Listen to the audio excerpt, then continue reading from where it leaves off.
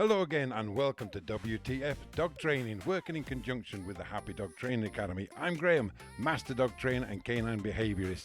And my goal in life, now I'm retired, is to actually teach dog trainers to be qualified dog trainers through the CPD group. Our aim in life, both mine and my staff members, is to keep dogs off the euthanasia table, keep them out of rescue centres and keep them in the family home. So I know you haven't come here to hear me talking about it, so let's get after it, shall we?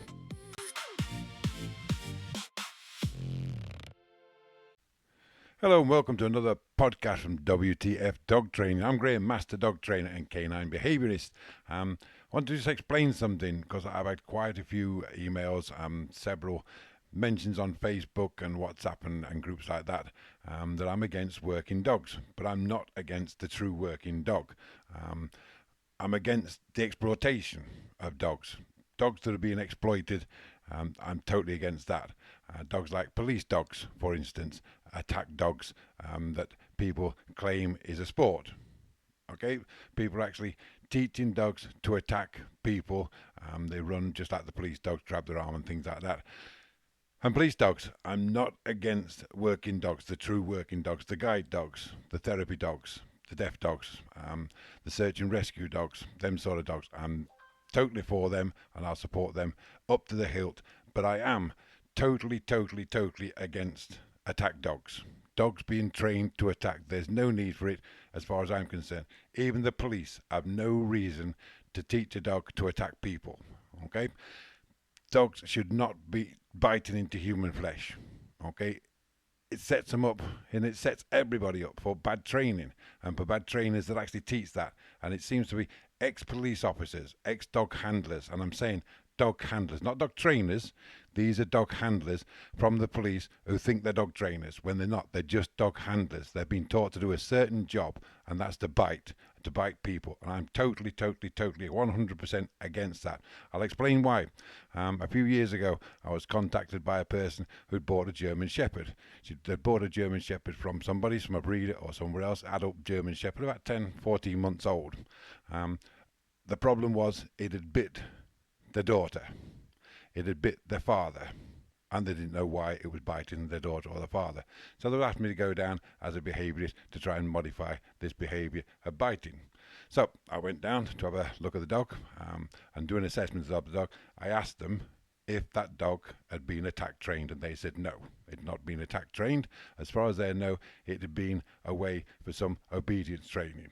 So I said to them, okay, right, fine, no problem. I asked them the circumstances, which I'll explain in a second, but I took the dog outside with the owner, and I asked him to go to the other side of the yard, and we had the harness on the dog, and I held the harness relatively tight because I'd got an inkling, I'd got a feeling that this dog had been attack trained. Okay, and I just asked the gentleman in bold, just asked him to mention certain phrases, which he did. Okay, and the dog went absolutely berserk. If I'd not got hold of the lead and hold of the harness, that dog would have bitten him. Okay, without a shadow of a doubt, it would have gone running up and bitten him. What was the reason that the dog had bit somebody? Excuse me, well, the reason was when the chap was walking out, the gentleman was walking out with his girlfriend, they were just talking about setting up house and everything else. And she just mentioned to him in passing that she needed some new knives for the kitchen. And the dog reared up and bit her on the arm, severely bit her on the arm, hospital job. Okay, she got really bad tears on her arm. The dog had bit her because it mentioned knife. Okay, the father got bitten in the same sort of circumstances. They were at home. The dog's, the gentleman's about 20, 25, something like that maybe, and they were sat on the settee, and the dog was in the living room, and the father sat there, and the father just turned around in casual conversation and said, if you're not careful, okay, just in conversation, oh, stop doing that, or I'll kill you for it. And the dog reared up, flew at him, and bit him on the face. Okay, and he was badly bitten on the face. Another hospital. I think he had about 28 stitches in his face. That dog had been attack trained. Okay, and then it had been rehomed as a pedigree or a pet dog. And that's what I'm saying. These dogs are dangerous dogs. Okay, we talk about the XL Bully. We talk about the Rottweiler and Doberman of being dangerous dogs, the American Pit Bull. But these dogs are dangerous dogs. Okay, and that is why I'm totally against attack training. Even police dogs shouldn't be attack trained. They have no reason to bite in people's flesh. Okay, it's an exploitation of the dog, and it's against the human rights of people to have a weapon, because that's what you're doing. You're weaponizing dogs. Okay, and that's why I'm totally against it.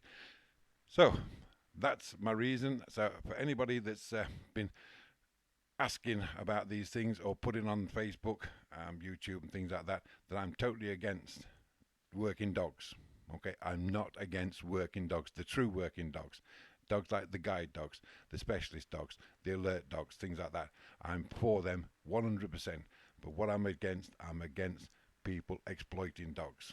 Okay, thanks for watching. Bye now. Speak to you soon.